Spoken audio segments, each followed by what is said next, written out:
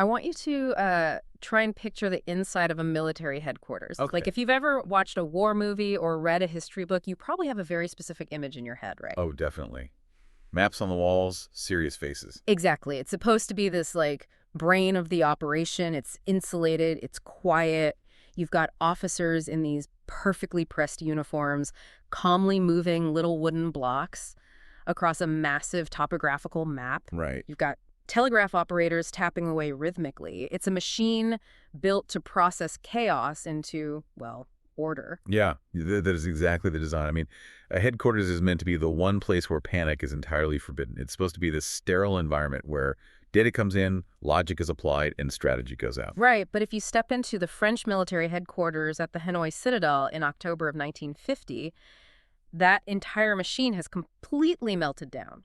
Oh, complete. The pristine environment is just gone. Instead, you are walking into a room and really an entire colonial administration that is in the grip of unfiltered, paralyzing terror. Yeah, the historical accounts from the Hanoi Citadel during those specific weeks in October, they are just staggering to read. I mean, the atmosphere is frequently compared to Paris in June 1940, right before the city fell to the German blitzkrieg. Wow. So the panic is, like, physical. Oh, very much so. You have high-ranking military families frantically packing steamer trunks just to flee the city. You have bureaucrats taking decades of irreplaceable colonial archives, shoving them into wooden crates and rushing them to the port of Haiphong just to get them on ships out of the country. And they are throwing up hasty defensive barricades in the streets of Hanoi itself. Right. And all of this absolute institutional terror is happening because of what the map on the wall is showing them, or I guess, rather, what it's not showing them. Because what the map shows is a terrifying void. Yeah. A highly trained, heavily armed, mechanized French military force of nearly 6,000 men has just walked into the dense jungle mountains to the north, near the Chinese border, and they have essentially vanished. Just swallowed whole by the geography. So welcome to this deep dive. Happy to be here. Today, we are immersing ourselves in the First Indochina War. Specifically, we are looking at this critical window between 1946 and 1954 when the French Far East Expeditionary Corps is fighting this brutal, sprawling war to maintain its colonial grip on Indochina. Right, fighting against the Viet Minh, the independence movement led by Ho Chi Minh and his brilliant military strategist, General Vo Nguyen Giap. Exactly.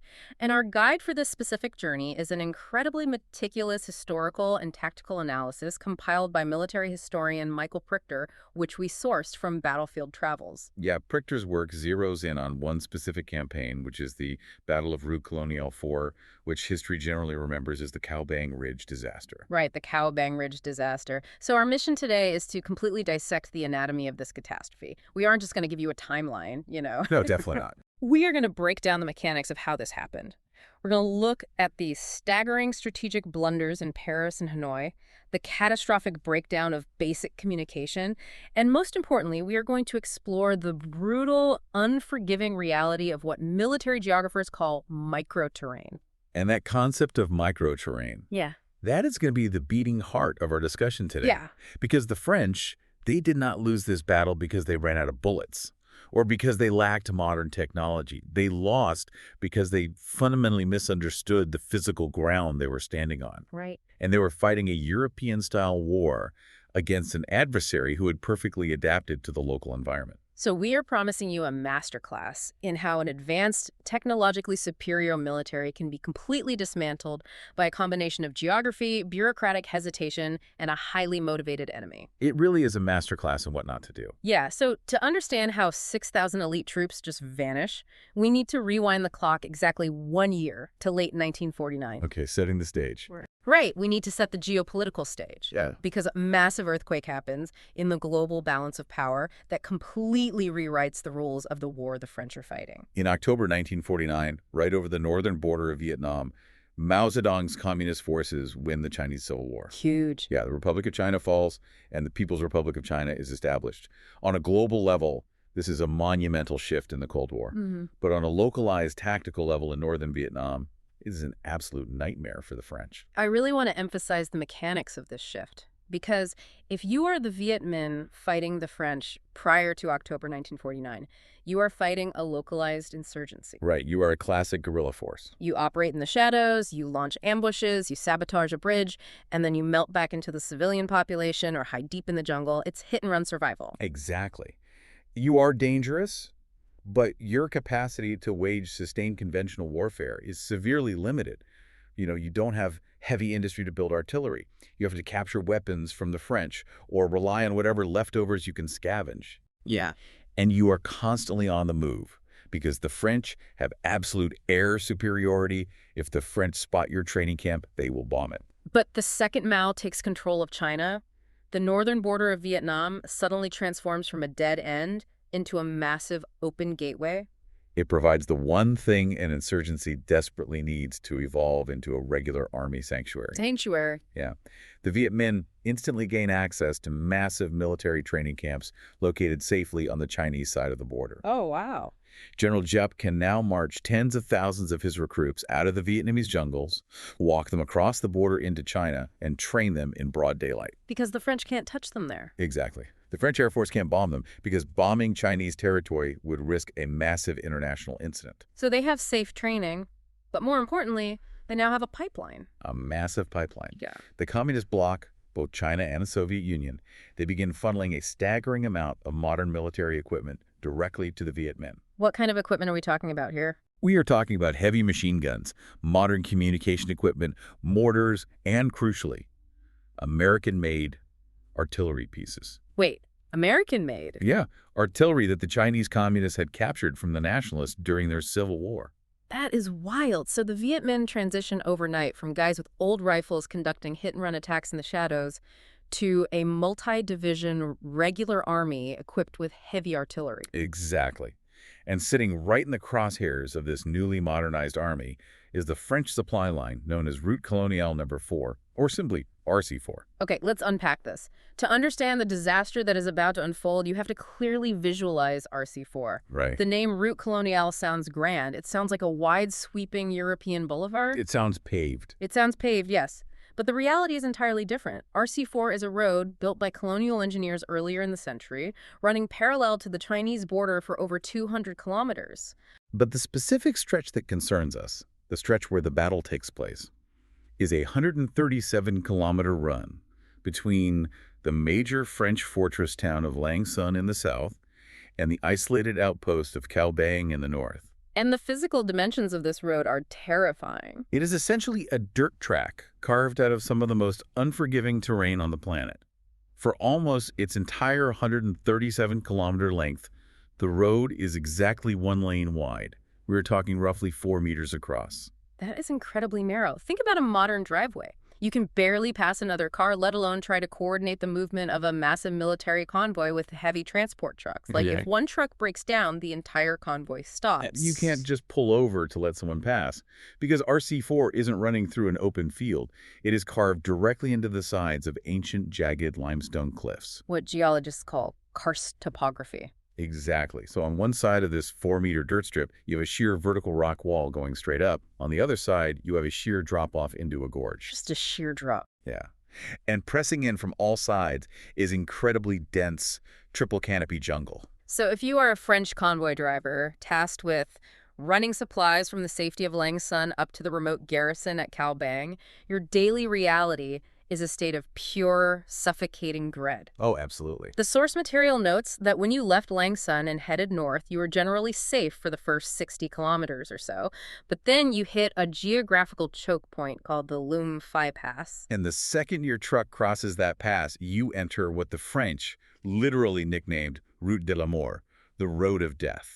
And they named it that because the Viet Minh turned that stretch of road into a psychological and physical slaughterhouse. The Viet Minh didn't just ambush French convoys. They actively shaped the environment to break the morale of the soldiers. The psychological warfare elements are chilling here. The sources describe how the Viet Minh would string these massive banners high above the road, strung between the jungle canopy. So as you are driving your vulnerable supply truck at 10 miles an hour, you are forced to read banners written in perfect French saying things like RC4 Route de la Mort or a corpse every 10 meters. It's terrifying. They would hang banners specifically targeting the French foreign legionnaires, telling them they were dying for nothing and urging them to surrender. It was a continuous, creeping terror. Yeah. And the environment backed up the threats. I mean, the French didn't have the resources or the manpower to clear the wrecks of previously ambushed convoys. Oh, wow. So they just left them. Yeah. So as you drove down this narrow dirt path, the sides of the road were literally littered with the rusted, burnt-out husks of French military vehicles. You were driving past the graves of the men who drove the route the week before. And to try and visualize this for a modern listener, think about how precarious this setup is. The French are maintaining these isolated fortress outposts deep in hostile territory, and their only lifeline is this one, narrow dirt road. It's like the French military has a 137-kilometer-long extension cord plugged into a hostile wall socket. Yes, the cord carries power, it carries supplies and ammunition to the troops at the far end, but the cord is completely exposed. Exactly. The enemy can step out of the jungle at literally any point along any of those 137 kilometers and just cut the cord with a pair of shears. Oh. You are trying to defend a line that is infinitely vulnerable. That analogy gets to the absolute core of the strategic nightmare. And this is exactly where we need to introduce the concept of microterrain. Because what's fascinating here is the problem the French had was a profound disconnect between the generals sitting in their offices and the men on the ground. Let's explore that, because a general looks at a map. Right? Exactly. When you are sitting in the high command headquarters in Hanoi or halfway across the world in Paris, you are looking at a large-scale topographical map. On that map, RC4 is a solid red line connecting Langson to Cao Bang. It looks clean. It looks clean. It implies human control. It suggests a geometry of power. We hold this point, we hold that point, and we control the line between them. If you have modern trucks, you just drive up the line. But the map completely lies about the reality of the ground. Completely. The map doesn't show you the microterrain.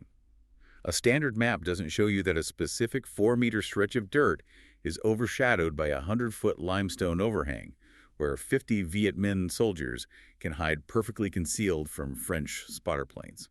Yeah, you can't see the trees from the map. Right. The map doesn't show you the density of the lianas, these massive woody vines that act like a physical net in the jungle.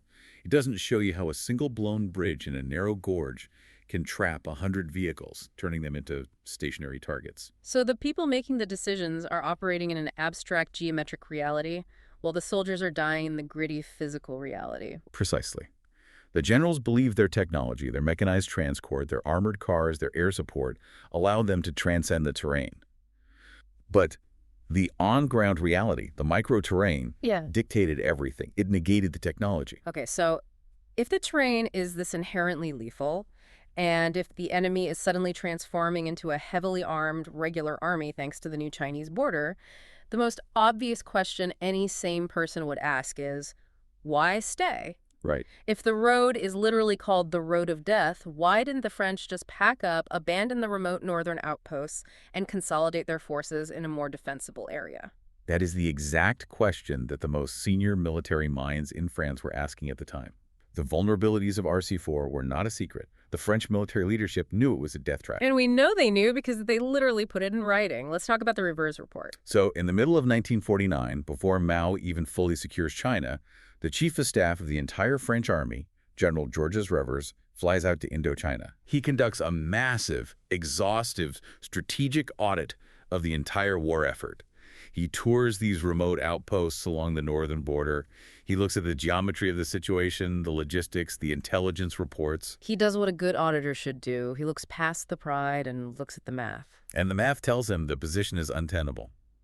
He authors a highly classified, incredibly detailed document that becomes known as the Revers Report. And what does it say? His conclusion regarding the northern border is blunt and unequivocal. He says the French must abandon these isolated outposts along RC4 immediately. He states they are indefensible, they consume too many resources just to keep supplied, and they leave French forces dangerously exposed. So he says, get out now. Yes, he recommends a full strategic withdrawal to consolidate forces further south, closer to the Red River Delta, where they can actually leverage their technological advantages. Okay, so the highest-ranking general in the army says, get out now.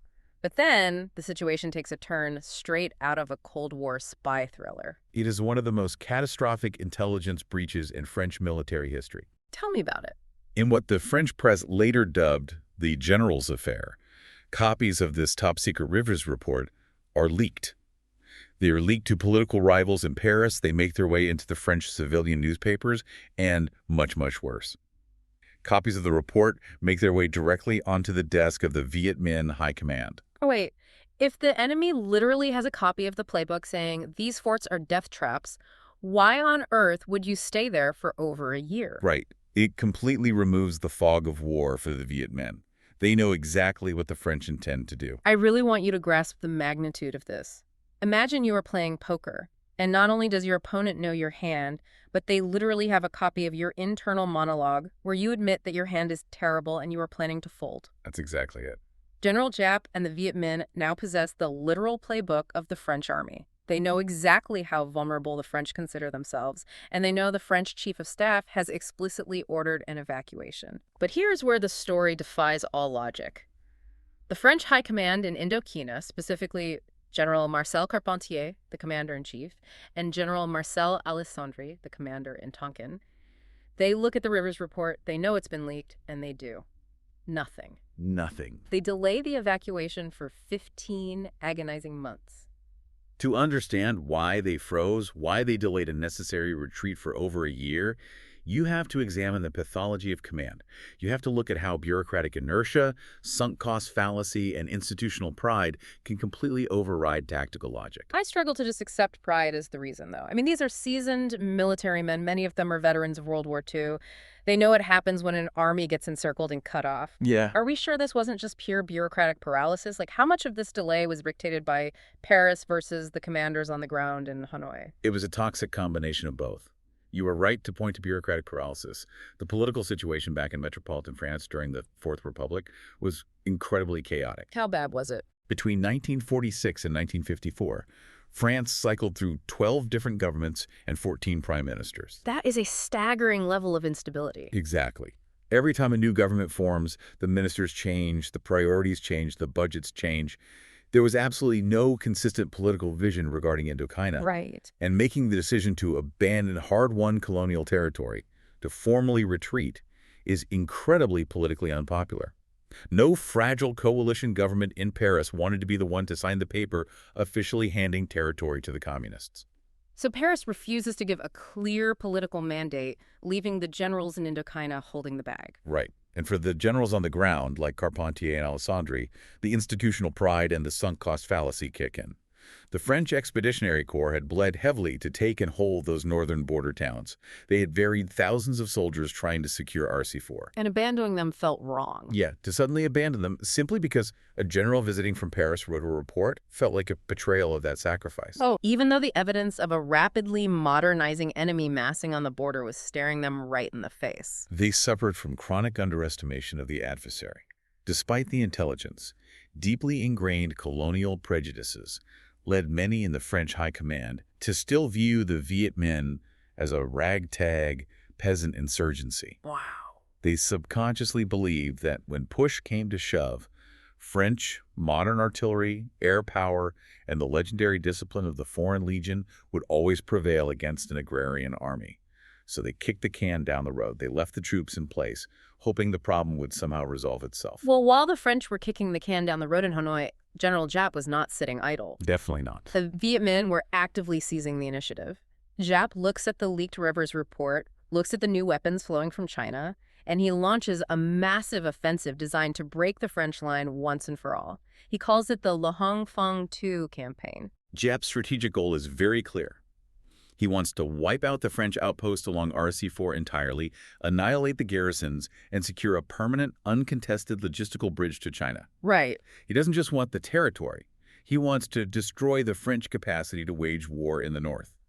To do this, he amasses a force of nearly 30,000 troops. Let's pause on that number, 30,000 troops. We aren't talking about small squads launching ambushes anymore. We are talking about multiple regular infantry regiments, independent assault battalions, and heavily equipped artillery companies. And Giap deploys this massive force with brilliant precision. He doesn't just throw 30,000 men at the heaviest fortifications at the ends of the road in Lang Son or Cao Bang. He looks at the geometry of RC4, and he targets the exact weak point.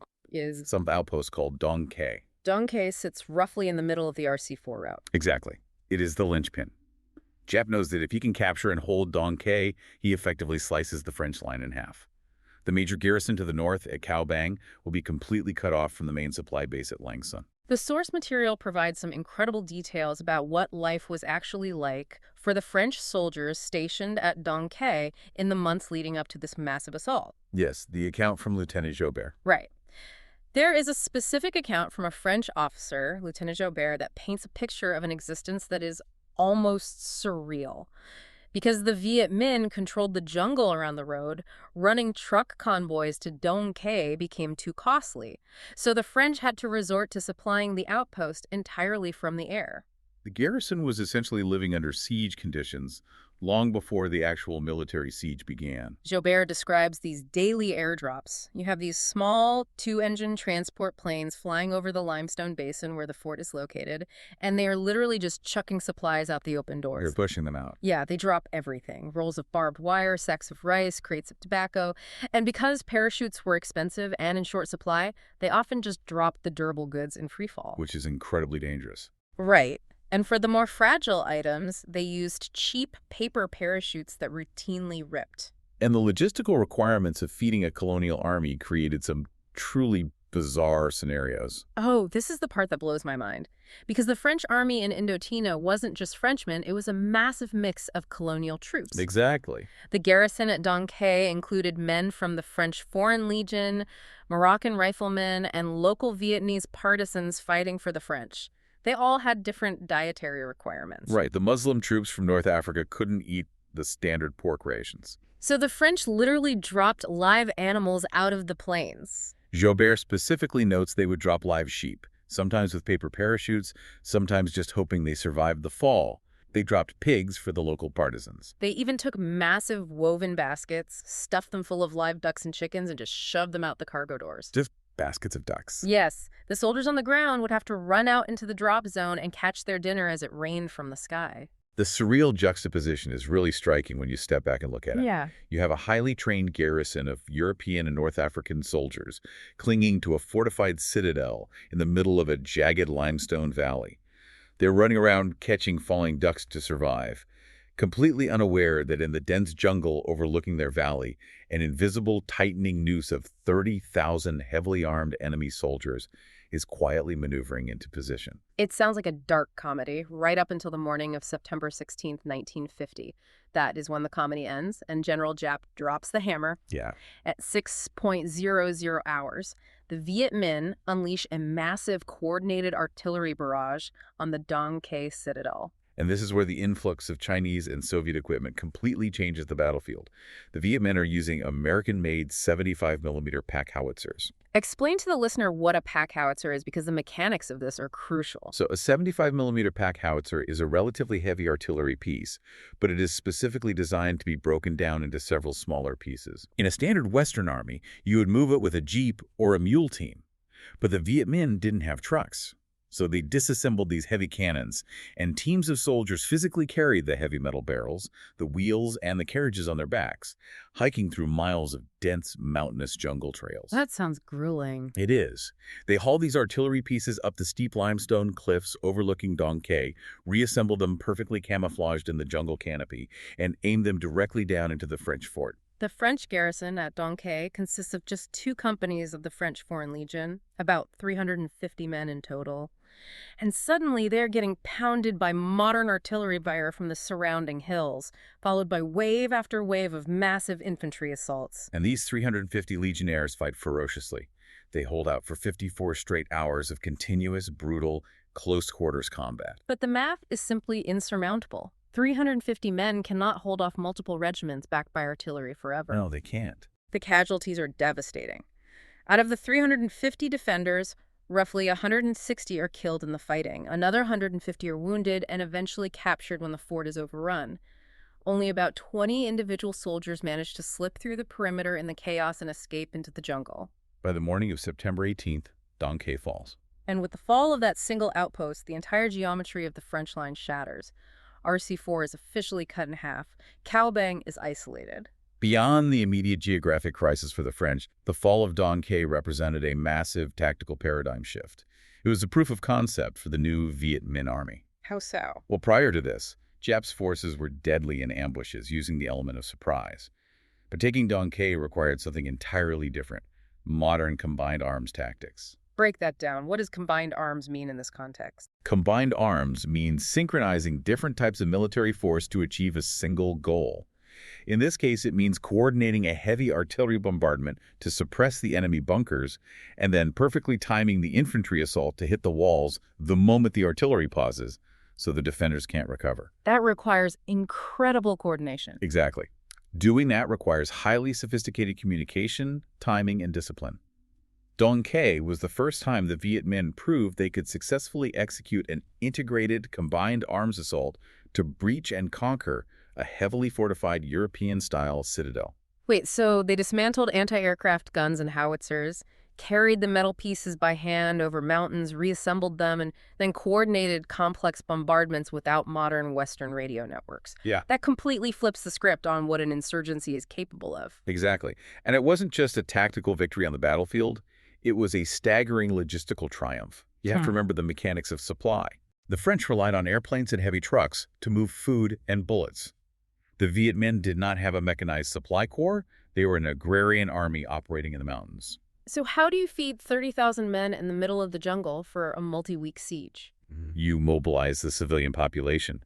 To keep those troops fed, armed, and supplied with heavy 75mm artillery shells, the Viet Minh utilized tens of thousands of civilian porters. Wow. These were local peasants who carried supplies on their backs using bamboo poles, or, more commonly, pushed heavily modified bicycles. I read about these bicycles in the source material. It's fascinating engineering. It really is. They would take a standard French Peugeot bicycle, remove the seat, reinforce the frame with thick bamboo, extend the handlebars with long bamboo poles so they could steer from a distance, and then load up to 400 pounds of rice or ammunition onto the frame. 400 pounds. Yes. Then a single porter would push that massively overloaded bicycle barefoot through the mud entirely at night to avoid French reconnaissance planes.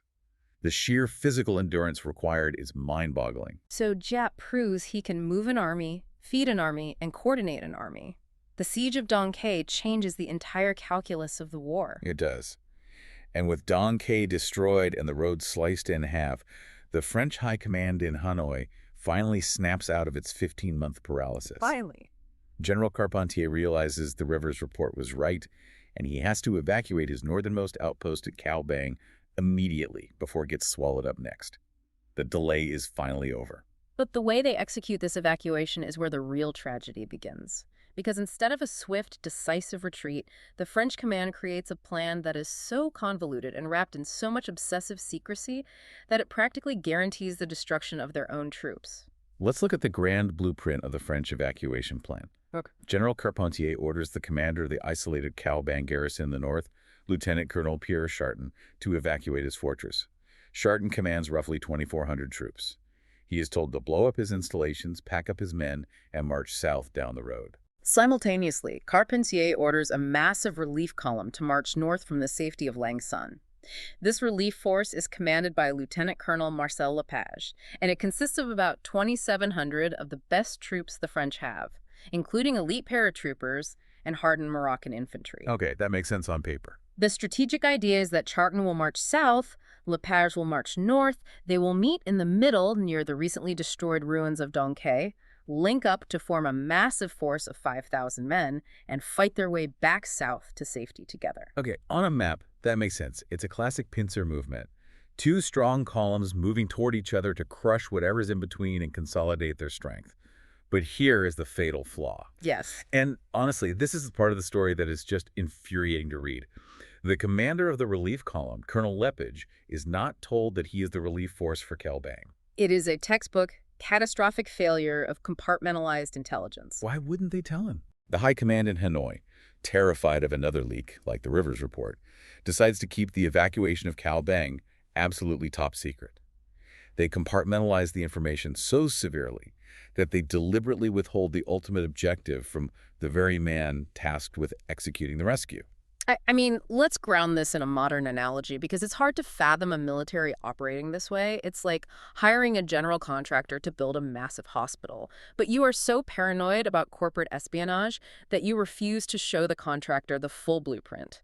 That's a great way to look at it. On Monday, you tell him, Build a brick wall here. He builds it. Right. A week later, you say, okay, put a door in the wall. Exactly. How can the contractor order the right materials, hire the right specialists, or manage his budget if he doesn't know what the final building is supposed to be? He can't. Right. And in a military context, how can Colonel Lepage pace his troops, manage his heavy ammunition, or formulate a cohesive strategy if he thinks he's just going on a brief local patrol rather than a massive rescue operation deep behind enemy lines? Because Lepage doesn't know the end goal, his orders are spoon-fed to him in tiny piecemeal stages. First, High Command issues Operation Bayar. Yeah. The order simply tells Lepage to march his 2,700 men north from Langson and secure the town of Tuot Khe. That's it. Just go to Tuot Khe and wait for further instructions. So Lepage follows orders. He reaches Tuot Khe on September 19th. And then he sits there. He sits in Tuot Khe for 10 agonizing days. 10 days, while the entire geometry of the war is shifting around him. Exactly. Oh. His troops aren't entirely idle. They are running aggressive local patrols. In fact, they conduct a highly successful raid on a massive Viet Minh supply depot at a nearby village called Po Ma. What did they find? They uncover huge caches of rice, heavy weapons, and tons of artillery shells. But Lepage doesn't push his main force further north toward Dong Khe because nobody has told him to. If I'm Lepage and my scouts have just raided Po Ma and found massive stockpiles of heavy artillery shells in the jungle, I am screaming into the radio to High Command. I'm telling them the enemy is massing a massive conventional force here. We're walking into a trap. Did Hanoi just ignore the intelligence he was gathering? They largely dismissed it, yeah. Wow. The intelligence Lepage gathered at Po Ma completely contradicted the official narrative in Hanoi, which still held that the Viet Minh were incapable of sustaining a massive logistical footprint. And those 10 days Lepage spent waiting at Tuot Khe are the first cascading failure of the operation. Because it gave them time. By staggering the orders and keeping Lepage stationary, the French High Command gave General Giap the one strategic resource he desperately needed: time. Time to consolidate. Exactly. Remember, the Viet Minh had just fought a brutal 54-hour siege to take Dong Khe.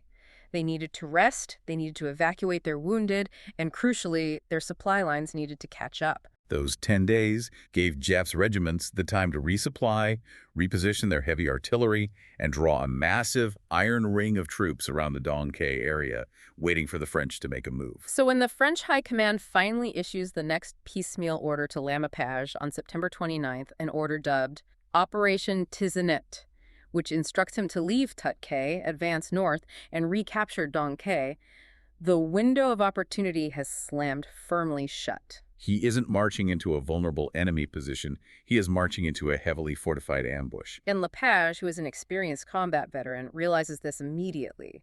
He looks at the fresh orders to take Dong Khe, he looks at the massive buildup of enemy forces he uncovered during the Po Ma raid, and he actively pushes back against his superiors. He tries to warn them. He radios his direct superior, Colonel Constance, the zone commander back in Langson. Lepage explicitly states that his force lacks the heavy artillery and the manpower required to dislodge the massive enemy force entrenched at Dong Khe. He knows it's a trap. He is basically saying, this is a suicide mission with the resources I have. How does Colonel Constance react to that pushback? He demands strict, unquestioning compliance. Seriously. Yeah, he dismisses Lepage's concerns as overly pessimistic. You have to understand the rigidity of the French military culture at this time.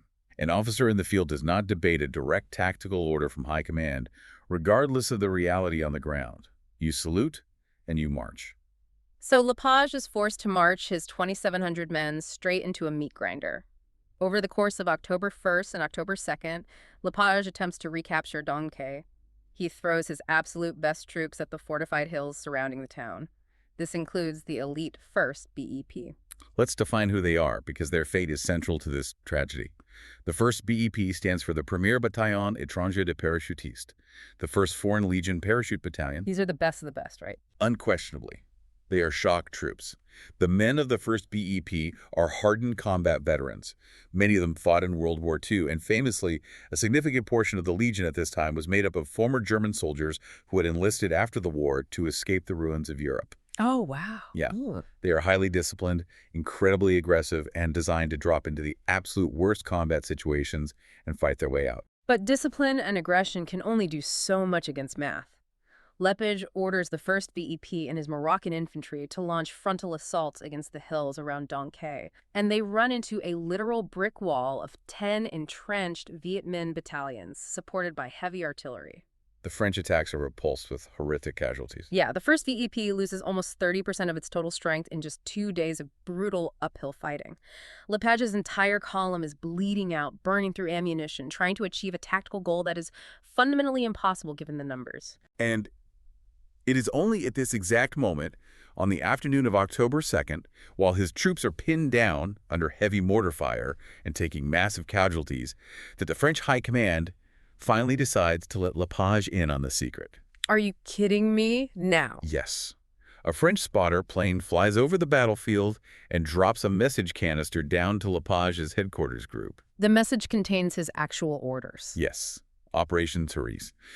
The message finally reveals that his ultimate mission is not to capture Dong Khe, but to bypass it, push further north into the jungle, and rescue the evacuating Cao Bang garrison. It's madness. He has just exhausted his men, burned his ammunition, and alerted the entire Viet Minh army to his exact position, all for a secondary objective. It's the complete disaster. So while Lepage is standing in the mud, reading a crumpled piece of paper that finally tells him he's the cavalry, let's shift our focus to the people he is supposed to be saving. Right, up at Cao Bang. Up north, in the fortress of Cao Bang, Lieutenant Colonel Charton finally gets the green light from Hanoi to evacuate. But his exit? Well, it completely defies logic. It is the exact opposite of stealthy. Charton's evacuation begins on October 3rd, and it is practically a public announcement to every Viet Minh scout in a 50-mile radius that the French are on the move. How so? Charton receives orders to destroy any supplies he can't carry to prevent them from falling into enemy hands. So, his engineers rig the massive Cao Bang citadel with explosives. They also wire up the main ammunition dump, which contains roughly 150 tons of heavy munitions. When they detonate 150 tons of explosives, the blast is monumental. It shatters windows miles away. The plume of smoke rises high above the jungle canopy. Any hope of slipping away unnoticed is instantly vaporized. Yeah, General Giap knows exactly when Charton leaves and exactly what road he's on. And the composition of Charton's retreating column makes rapid movement completely impossible. Charton is commanding roughly 2,400 military personnel, but he is also responsible for approximately 500 civilians. That's a huge burden. Who are the civilians? They are primarily the families, the wives and children of the local Vietnamese and tribal partisans who had aligned themselves with the French. Charton knew that if he left them behind, they would likely face brutal reprisals from the Viet Minh for collaborating. So he makes the moral decision to bring them along. He does. But a column of 3,000 people moving on foot is inherently sluggish. But it's not just the people that slow them down. This is the part of the source material where I found myself just shaking my head in disbelief. Charton receives explicit written orders from General Carpentier to pack light. Right. The order says to abandon heavy equipment and take only what the men can carry to fight their way south quickly. But Charton essentially ignores that order. He fundamentally refuses to abandon his heavy equipment. He brings 20 large vehicles. We aren't just talking about a couple of jeeps for the officers. He brings massive GMC heavy dump trucks. And worse, he brings heavy artillery. Right. He hitches up massive 105mm cannons, and he even drags along a 40mm Bofors anti-aircraft cannon. Bringing the Bofors cannon is perhaps the clearest physical manifestation of the cultural and military disconnect in the entire Indochina War. Let's think about this logically. A Bofors cannon is a massive, incredibly heavy piece of machinery designed to shoot down airplanes. The Viet Minh do not have an air force. No, they don't. They do not have a single airplane. Why is he dragging an anti-aircraft gun into a dense jungle to fight a guerrilla army? It comes back to the mechanized mindset of a modern European army.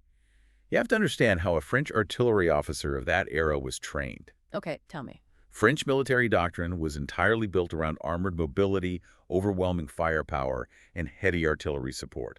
To Charton, those massive cannons and trucks represented his core tactical advantage. I see. In his mind, abandoning his heavy guns meant reducing his elite force to the level of the insurgents. He simply could not fathom stripping his unit of its mechanized identity. Even when the physical reality of the jungle demands it. Exactly. He believed the technology provided security. But in the microterrain in the Indochinese jungle, that reliance on heavy machinery instantly becomes a fatal liability.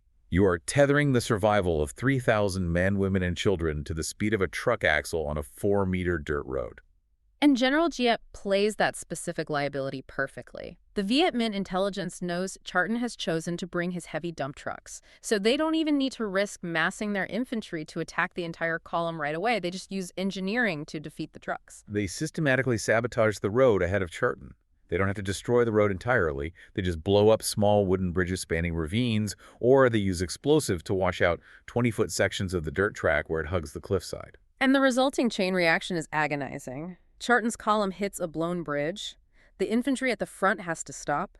They have to wait for the combat engineers to move up to the front, cut down trees, and physically rebuild the bridge just strong enough to support the weight of a massive GMC dump truck. And while the engineers are working, the rest of the column just sits there. Just waiting. Yeah, the agonizing start and stop pace causes the column to accordion. The spacing breaks down. Soon, Charton's force is stretched out for kilometers along the narrow road. Unit cohesion completely disintegrates. The soldiers are exhausted from the tension of stopping and starting, and their advance slows to an absolute crawl, covering only a few kilometers a day. Finally, the physical geography permanently defeats the heavy machinery. The column reaches a point known as kilometer 22. They hit a massive gorge where a large bridge has been completely annihilated by the Viet Minh. There's no way across. The gap is simply too wide for the French engineers to quickly bridge with the materials they have. There is no way forward for the vehicles. It is the ultimate dead end. Charton is forced by the terrain to do exactly what he should have done days ago before leaving Cao Bang. He orders his men to abandon and destroy all 20 vehicles and spike the heavy artillery so the enemy can't use them. But the damage is already done. The delay has cost them everything. Exactly. Without the road, Charton's 3,000 soldiers and civilians are forced to desert off the relatively flat surface of RC4 and plunge directly into the jungle. They go into the jungle. Yes. They are forced onto a miserable, treacherous, overgrown hoving path called the Quang Liet Track, desperately trying to bypass the Viet Minh forces at Dong Khe by moving through the mountains to the west. Then because of Charton's agonizingly slow pace dealing with the trucks and Lepage's complete inability to push past Dong Khe due to his staggered orders and the ambush, the whole timeline is wrecked. The two columns miss their planned rendezvous entirely. They miss each other, and they are both forced off the main road. Which brings us to the most harrowing part of our deep dive, the killing grounds. The Coc Xa Basin in Hill 477. This is where the bureaucratic failures translate into sheer physical horror. It's really grim. Lepage, who now finally knows his actual mission is to link up with Charton, attempts to move his battered relief force west off the road and deep into the rugged limestone hills to find him. But to do this, he has to orchestrate a highly complex fighting withdrawal under intense enemy pressure. And almost immediately, a massive communication breakdown dooms his elite troops. Where does this happen? It happens at a geographic feature called Hill 765. Lepage needs to move his entire column past this high ground and down into a valley. To protect the main bodies they march, he orders a rearguard company, specifically men from the 8th Moroccan Tirailleurs, to hold the summit of Hill 765. Their job is to protect the flank. Right. Their job is to protect the column's vulnerable flank and ensure everyone passes safely before they retreat themselves. It's standard military doctrine. Hold the high ground until the whole line passes. But a massive gap forms in the marching line. Why did that happen? Well, it wasn't carelessness. It was the friction of the terrain and the casualties they had already taken. Ah, the wounded. Yeah. Lepage's column is encumbered by hundreds of wounded soldiers from the failed assaults on Dong Khe. Carrying a wounded man on a canvas stretcher through thick jungle mud, up and down steep inclines, is incredibly slow, exhausting work. I can't even imagine. The troops carrying the stretchers physically could not keep pace with the lightly encumbered headquarters group leading the march. So a massive physical gap of empty trail opens up between the front of the column and the rear of the column. And the commander of the Moroccan rear guard up on the hill looks down at the trail. He sees Lepage and the headquarters group walk by. He waits a bit, looks down at the empty trail behind them, and assumes, okay, that's everyone. We are the last ones.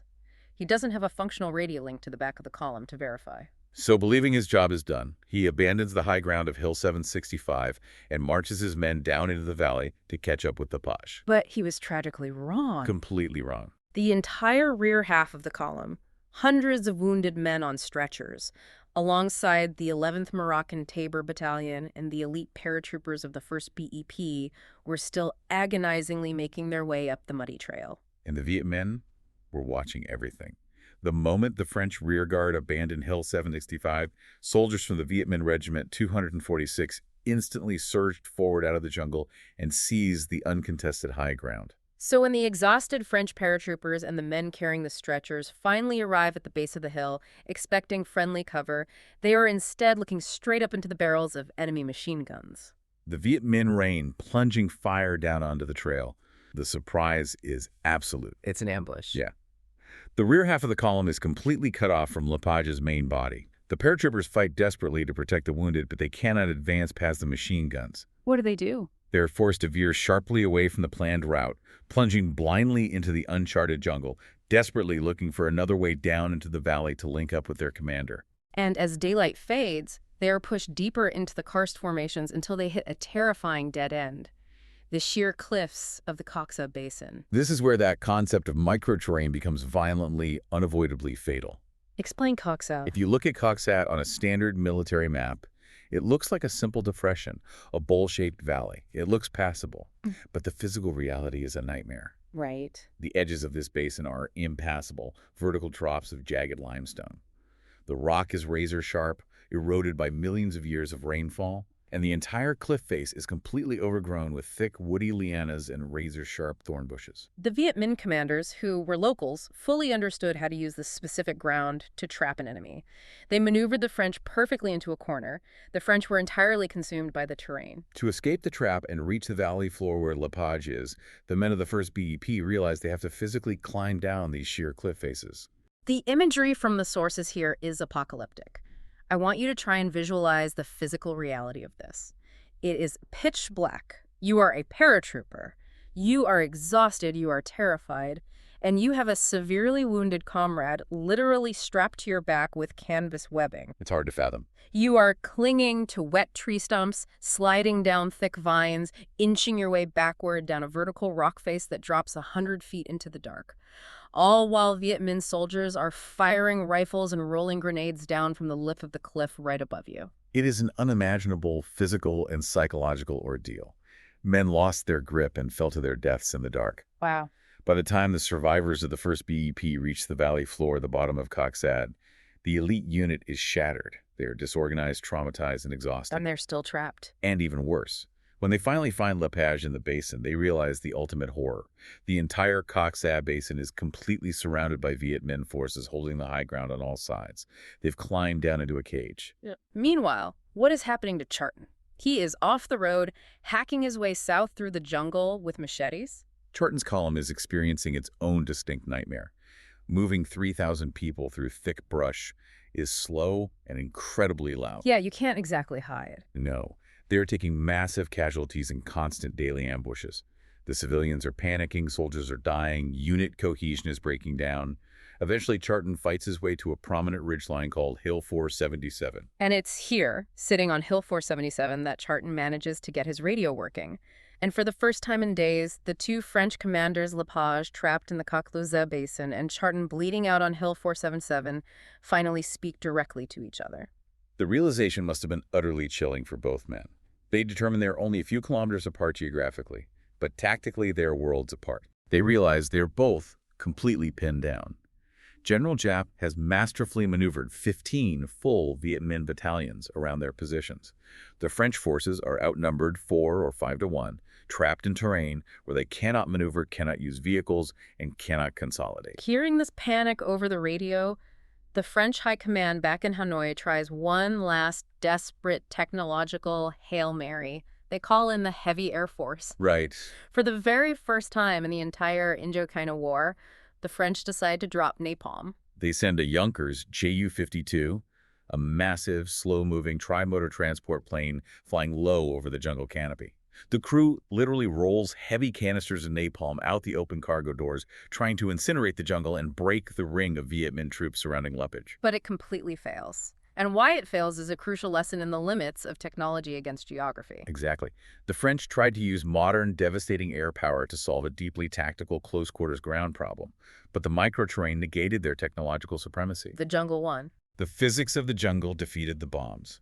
The canopy of the trees was so incredibly thick and the limestone cliffs so vertical that the napalm canisters often just hit empty upper branches or exploded uselessly against rock faces far away from the entrenched enemy infantry. And it wasn't just the bombs that failed. Because the Viet Minh lines were drawn so incredibly tight around the French positions, sometimes only 50 yards separating the combatants, the supply planes couldn't accurately target the drop zones. Right, the drops missed. Parachutes full of desperately needed French ammunition, medical supplies, and water routinely drifted over the lines and fell directly into the hands of the Viet Minh. The technology could not penetrate the geography. The French air superiority was rendered entirely moot by the jungle. So, with air power failing, the relief force surrounded at Coc Xa and the main column trapped on Hill 477, there is only one agonizing option left. A breakout. A desperate, practically suicidal breakout attempt. In the pre-dawn darkness of October 7th, at roughly 3:00 a.m., Colonel Lepage orders the breakout from the Coc Xa Basin.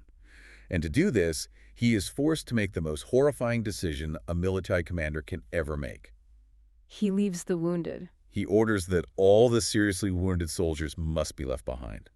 There is simply no physical way to carry stretchers through the dense enemy lines they are about to assault. You leave your brothers behind in the dark, knowing what awaits them. The psychological toll of that order is staggering. It broke the morale of many men right then and there. But there was no alternative. The breakout is spearheaded by the remnants of the 1st BEP, the elite paratroopers. They lead the charge. Yeah. To escape the basin, they have to force their way through a narrow, rocky crevice in the cliff face that the French grimly called Le Goulet, the bottleneck. And the Viet Minh know it's the only way out. They do. General Giap's troops have massed heavy machine guns pointing directly at this natural choke point. It's a sheer meat grinder. The French paratroopers, displaying almost unimaginable bravery, attack the bottleneck one company at a time. They charge into the teeth of the machine guns in the pitch black. The carnage is absolute. The source material states that within less than an hour of launching the assault, the 1st BEP is functionally annihilated as a fighting force. Every single company commander is killed in the charge. The leadership is wiped out. The survivors of the parachute battalion, mixing chaotically with the remaining Moroccan infantry, eventually managed to push through the bottleneck by sheer force of bodies. They actually make it through. Barely. They stagger through the jungle toward Hill 477, desperate to finally link up with Charton. But by the time they arrive, it's far too late. The organized resistance of the relief column has completely collapsed. They are no longer a cohesive military unit. They are just disheveled bands of exhausted, traumatized, starving men. The command structure has evaporated. Charton looks at the shattered remnants of the relief force stumbling onto his position, looks at the thousands of enemy troops surrounding his own hill, and he realizes it is over. It's all over. On the afternoon of October 7th, Charton issues his final order. He tells his remaining troops to shatter the column, break into small, independent groups of 10 or 20 men, filter into the deep jungle, and try to navigate south toward a fallback position at Dong Khe, using whatever stealth they have left. It's every man for himself. Yeah. Shortly after giving the order to scatter, Colonel Charton is severely wounded in a firefight and captured by the Viet Minh. 2 days later, Colonel Lepage, wandering exhausted in the jungle with a small group of survivors, is overwhelmed and captured as well. The two grand French columns, representing 5,000 of the best soldiers in the empire, have completely ceased to exist. But the tragedy doesn't stop there. Because while the soldiers are dying in the mud, the generals back in the sterile headquarters in Hanoi are panicking. Watching the disaster unfold on his map, General Carpentier makes one final, incredibly tragic roll of the dice. He orders a fresh airborne drop. He commands replacements for the 1st BEP, along with fresh paratroopers from the 3rd BCCP, to jump directly into the town of Dong Khe on October 8th. Let's explain what the 3rd BCCP is. This is the 3rd Colonial Commando Parachute Battalion. Again, highly trained, elite airborne infantry. Their mission is to jump into the drop zone, march north into the jungle, secure the passes, and cover the retreat of whatever ragged survivors are stumbling south. I really try to put myself in the boots of those young paratroopers standing in the door of that airplane on October 8th. You are looking down at the jungle. You know for a fact that two massive columns, 5,000 of your brothers, have just been completely swallowed up and destroyed by a massive enemy force down there. This is terrifying. And your commanders are telling you to jump right into the middle of those exact same enemy divisions. You are jumping into an active meat grinder just to buy maybe a few hours for the survivors to cross a river. The sheer terrifying bravery required to step out of that airplane is stunning. But the waste of human life is just profoundly tragic. And it was a complete tactical waste. Mm. The Viet Minh, riding the momentum of their massive victory, had already anticipated the French retreat route. They bypassed the scattered survivors in the jungle and rapidly positioned fresh regiments along the escape routes south of Tuc Khe. Set the final trap. Yes. When the newly arrived, fresh paratroopers marched out of Tuc Khe and tried to hold a choke point called the Dio Cap Pass to let the survivors through. They were immediately hit by overwhelming force. We didn't stand a chance. They were hunted down by multiple Viet Minh regiments. The paratroopers who jumped in on October 8th were practically wiped out within 3 days. It was throwing good lives after bad. The few scattered survivors who somehow make it past the ambushes at the Dio Cat Pass abandon the roads entirely. They march cross-country through the mountains, starving and delirious, until they finally stagger into the massive French fortress city of Lang Son in mid-October. But the terror didn't stop at the edge of the jungle. The psychological collapse that began at the dark cliffs of Coc Xa spread like a highly contagious virus all the way up the chain of command, deeply infecting the high command back in Hanoi. When the shattered, ghost-like remnants of the army arrive at the gates of Lang Son, the generals lose their nerve completely. They panic. They look at the survivors, they look at the intelligence reports of 30,000 Viet Minh troops moving south, and they panic.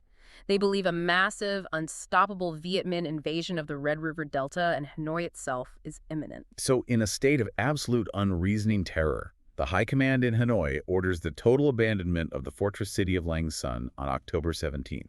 And this is where the sheer scale of the unforced bureaucratic errors reaches a maddening climax. Think back to Colonel Charton leaving Cao Bang. Before he left, he spent hours carefully rigging his citadel to blow. He detonated 150 tons of ammunition, specifically so the enemy wouldn't get it. Right, he destroyed everything.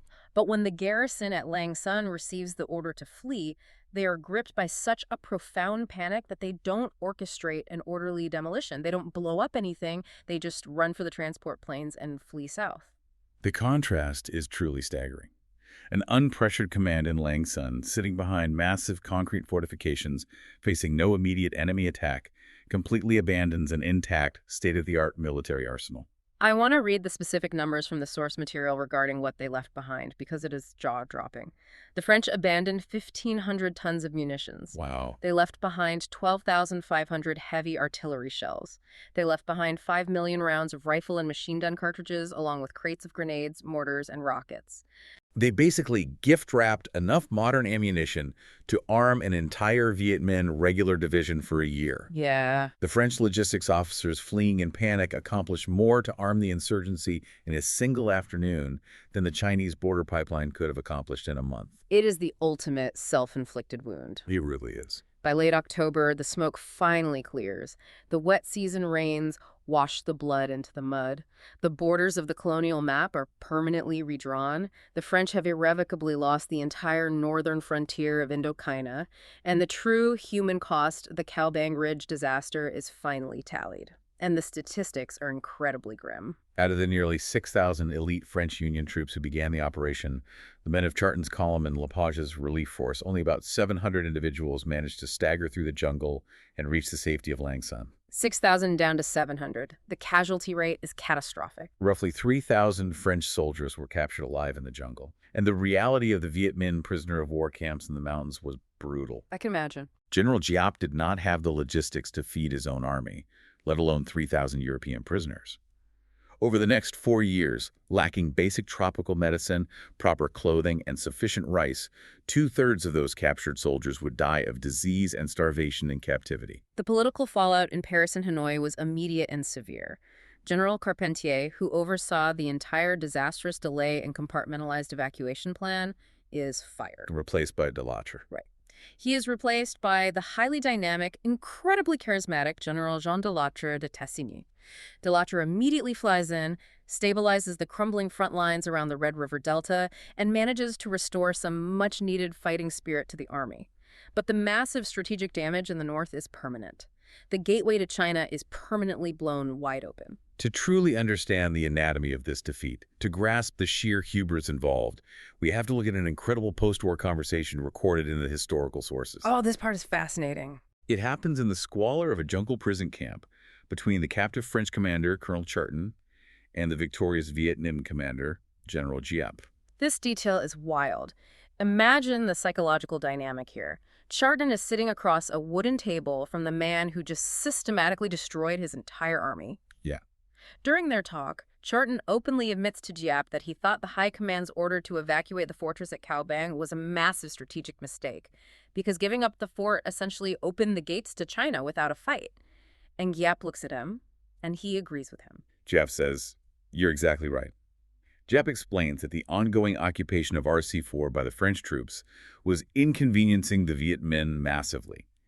Even though the French convoys were suffering terrible losses in ambushes, the mere presence of the French forts forced the Viet Minh to divert thousands of troops just to monitor them. So they were tying up troops. Yes, the French were winning simply by maintaining a presence and tying up enemy resources.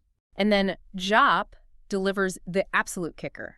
He looks at the defeated French colonel and says, "Did you honestly think I was going to attack you at Cao Bang?" That single admission perfectly crystallizes the tragedy of the entire campaign. Yeah.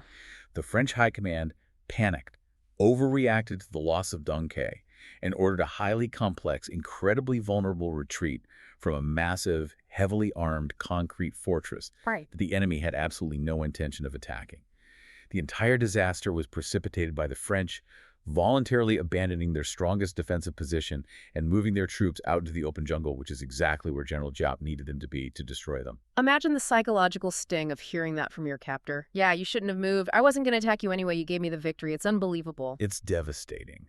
And it allows us to step back and break down this disaster into three distinct fatal levels of failure. Let's run through them. First, at the tactical level, it was a complete failure by the commanders on the ground to grasp the physical realities of the microterrain. They fundamentally underestimated the mobility of the Viet Minh, and they arrogantly assumed that heavy mechanized trucks and artillery could conquer the jungle. They couldn't. Second, at the operational level, the failures are almost too numerous to count. Hanoi rejected safer, albeit more expensive, airlift options. They staggeringly mismanaged Colonel Lepage's orders, keeping him blind to his true objective for 10 critical days. And they allowed Colonel Charton to drag heavy dump trucks and anti-aircraft guns into a jungle retreat, dooming his speed. And finally, at the strategic level. The highest level. Strategically, the failure was one of hubris. The French leadership had the intelligence. They possessed the Revers report an entire year earlier. It laid out the exact specific vulnerabilities of their positions, but knowledge is completely useless if it is not applied. Yeah. Institutional arrogance, political cowardice in Paris, and a deep-seated inertia prevented the military from acting on their own highly accurate intelligence until the enemy violently forced their hand. So to wrap this up, we have traveled a long way down the road of death today. We've witnessed the fatal hesitation of the high commands in Hanoi and Paris. We've explored the brutal claustrophobic realities of the microterrain that trapped the paratroopers at Coc Xa. And we've detailed the panicked, disorganized retreat that led the French to literally hand over 1,500 tons of ammunition to the insurgency they were trying to fight. It serves as a profound historical lesson in how warfare brutally punishes rigidity. The French army in 1950 attempted to forcefully impose the rules and mechanized doctrines of a European World War II battlefield onto the jagged limestone cliffs and dense tropical jungles of Indochina. And it didn't work. No, the terrain, which was harnessed brilliantly and ruthlessly by General Giap, utterly and completely rejected them. Before we sign off, there's one final chilling detail from the source material that I want to leave you with. It is a historical coda that just echoes with irony. We talked about how the panicked French generals abandoned that massive 1,500-ton stockpile of weapons at Lang Son in October of 1950. The 1,500 tons. Well, flash forward almost 3 years later. It is July 1953.